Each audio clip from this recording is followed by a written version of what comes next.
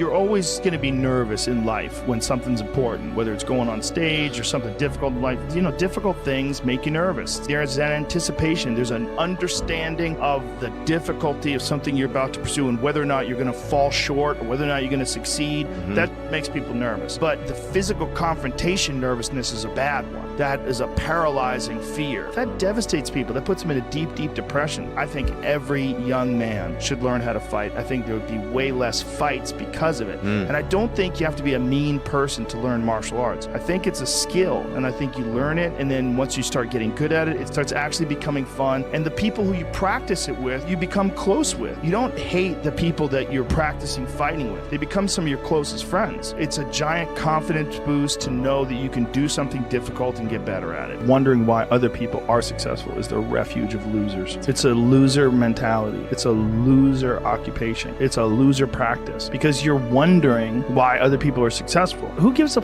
You can say you think it sucks, but to spend time wondering why someone is successful and hating, it doesn't do any good. When I see a loser, I see some guy who's 43 years old, lives in his parents' basement, and he fucking hates the world. I'm like, that was a baby. Man, this is a baby that somebody just gave nutrients to, whether it's nutrients in the forms of food or in the form of thoughts and ideas and examples. And this kid developed these horrible, self-defeating patterns of behavior that have led them to this point where they're this middle-aged person with no future and no idea of how to get out of this rut and probably never will escape it and might just wind up sucking on a gun. This is the world that we live in today. And I think part of that world is because we have been fed this line of horse that you're supposed to seek comfort. And I don't think you are. I think you're supposed to seek lessons and you're supposed to seek difficult tasks and accomplishments. And through those things and through doing things that are hard to do, even if it's just a 90-minute hot yoga class. I do a 90-minute yoga class, man. Those last 20 minutes, I do not want to be there, man. And I definitely don't want to give 100%. And I can cheat. But if I don't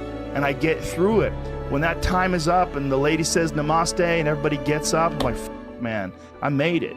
Have you ever seen that Werner Herzog documentary, Happy People, Life in the Taiga? It's a great documentary about these really nomadic people that live in Siberia. And they're super happy. And they live in these log houses that they build themselves. They have to make their own mosquito repellent with like tar, and they grind it up and add stuff to it and then rub it all over their face. They're super happy. They live up in Siberia. It's so cold. It's only summer for like 3 or 4 months. And then the rest is just bitter, brutal cold where the winter freezes the river solid, where you can ride a snowmobile over the river. So they use the river like the highway. And they all have dogs and they run around trapping and killing animals and living off the land and catching fish and living off the